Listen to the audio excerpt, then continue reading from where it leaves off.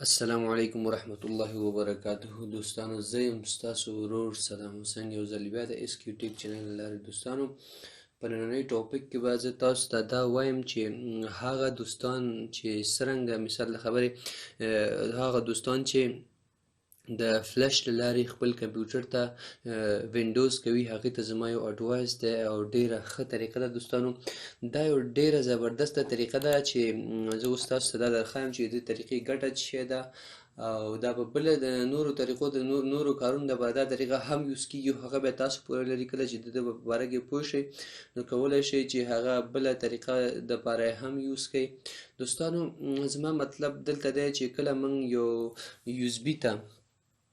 وینډوز وکړو، یعنې بوټیبل یو اس بي جوړه کړو، نو په هغه وخت کې بیا هغه یو اس بي موږ چالان کمپیوټر ته نشو راچولی. مطلب ډارېږو چې کوم کمپیوټر کې واچوو نو هلته به هغې ته ویروس ننوځي یا څرنګه دا ویرې موږ سره وي. او رښتیا هم که چېرته هغه بوټیبل یو اس بي مثال داسې یو کمپیوټر ته واچول شي چې هغه که ویروس هغې کمپیوټر کې ویروس وي، نو دغه فلش ته هغې کمپیوټر نه ویروس ورداخلیږي او په دغه وخت کې دا زموږ د وینډوز بوټیبل یو اس بي فایلونه د ویروس خرابوي. او بیا کله چې موږ فلش له لارې کمپیوټر ته وینډوز کوو نو په دغه وخت کې بیا موږ مشکل سره مخ کېږو، یا په نیمه لاره کې کټ کېږي یا نه ځي، یو څه مشکلات پیدا کېږي ځکه هغه ویروس هغه فایلونه خراب کړي وي. دوستانو دغه طریقه رایټ پروټیکټډ ورته ویل کېږي چې اکثره دوستان به شاید په دې باندې پوهېږي، او دا ویډیو د هغه چا لپاره ده چې هغه په دې باندې نه پوهېږي. مثال دا یو یو اس بي دی ما سره، ما پکې دغه جوړ کړی دی، دا د وینډوز 7 پکې بوټیبل ده. په دغه کې دوستانو اوس هېڅکله ویروس میروس داخلېدی نه شي ځکه دا ما رایټ پروټیکټ کړې ده. په دغه کې نور څه ګوره چون دغه خالي ډېر دی، ځای پکې څومره خالي دی، 14 جی بي دی، تقریبا 10 جی بي فری دی، 10.5 جی بي چې دی په دې 14 جی بي کې چې دی دا فری دی. نو په دغه کې مثال تاسو غواړئ چې یو څه ګوره رایټ کې هېڅکله امکان نه لري دلته یو څه چې یو فولډر هم تاسو نشئ کولی کریټ کړئ چې یو فولډر پکې جوړ کړئ. او نور خلاصه کې مثال دلته راځو چې یو څه فایل د کوم ځای نه څه کړو کاپي کړو، مثال زه یو دا عکس کاپي کوم او دلته باید پیسټ کړم، نو دلته څه کېږي نشو کولی دلته پیسټ کړو. دلته ګورئ دوستانو this disk is right protected، په دغه ډیسک کې دا right protected دی کې تاسو نشئ کولی چې واچوئ. نو ویروس هم یو فایل دی، ویروس چې دی فایل دی، ایگزیکیوټیبل فایل دی، هغه هم مثال دغه ته داخلیږي. اوس دغه ویروس نشي داخلي ځکه دا اجازه نه ورکوي چې څه پکې داخل شي. او که چېرته یو دوستان ځینې دوستان مثال شاید د وینډوز نه بلې طریقې لپاره دا طریقه استعمال کوي، ستاسو فایلونه وي چې غواړئ هغه فایلونه څوک ډیلیټ نه کړي ستاسو دغه نه د میموري کارډ نه، یا میموري کارډ دې ورک شي. که چېرته دې نه وروسته خو بیا دا طریقه که چېرته څوک غواړئ چې څرنګه دا طریقه بیرته لرې کړئ، مقصد دا اوس ما اپلای کړی دی، اوس دغه ویډیو په دې باره کې ده چې څرنګه دا اپلای کېږي په دې شي باندې. او هغه لرې کولو لپاره که څوک غواړي چې مثال څنګه دا طریقه دې بیسته لرې کړو او عادي فلش یا یو اس بي ته واړوو چې هر څه پکې بیرته رایټ پروټیکټډ نه وي او هر څه چې موږ غواړو کاپي کو فارمیټ کو بیا وکولی شو. اوس مثال دا فارمیټ کېږي هم نه ځکه دا رایټ پروټیکټډ دی. اوس مثال زه ستاسو دا فلش ورک شو، څوک نه پوهېږي هغه فارمیټ کول غواړي چې دا فارمیټ کړي ځان دې خلاص کړي، اما دا څه کوي دا میسج به ورکوي چې دا فارمیټ کېږي هم نه ډیلیټېږي هم نه، هېڅ تغییرات پکې نه کېږي. اوس راځئ دغه طریقه څرنګه کېږي په دغه باندې بحث کوو. راځئ دوستانو که چېرته تاسو وینډوز 7 او ویسټا یا ټیټ ورژن استعمالوئ نو هلته CMD به لیکئ، او دلته زه مثال دا وینډوز 10 دی، دلته لیکم کمانډ پرومپټ. په دغه کې مثال چې دلته راغی دلته به دا رن کوي، رن administrator به کې چېرته تاسو وینډوز 7 استعمالوئ هغه استعمالوئ دلته به څه ولیکئ CMD هم دغه معنی دی، شارټکټ دی، مشکل نشته، دې کې هم راځي هغې کې هم راځي. دا به بیا رن administrator کوي، دا هم چې کله رن administrator کوي په دغه وخت کې به تاسو څه وکړئ دوستانو، دلته به ولیکئ ډیسک پارټ.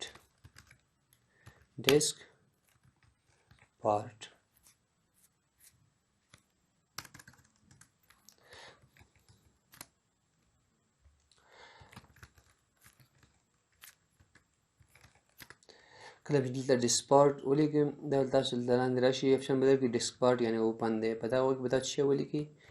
لیسټ ډیسک دا چې لیسټ ډیسک هم ولیکئ تاسو ته به خپل په دغه کې به تاسو څه وکړئ اوس دلته ګورئ ډیسکونه دي صفر ډیسک دلته تاسو ته ښکاري دا 0 1 2 تاسو خپل هغه فایل یا میموري کارډ وګورئ چې تاسو کوم یو دی مطلب دلته زه پوهېږم چې زما دا شی دی دا 14 جی بي چې ښکاره کوي همدغه 14 جی بي دا زما ریموویبل ډیسک دی په دغه کې تاسو څه وکړئ دلته به ولیکئ سلیکټ ډیسک 2 دوه دی که نه دا به انتخاب کړئ بېرته به دا څه کوئ انټر کوئ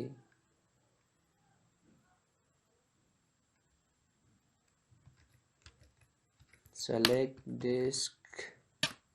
2 select شو مخ نه پوهېږم ولې ایرر یې ورکړه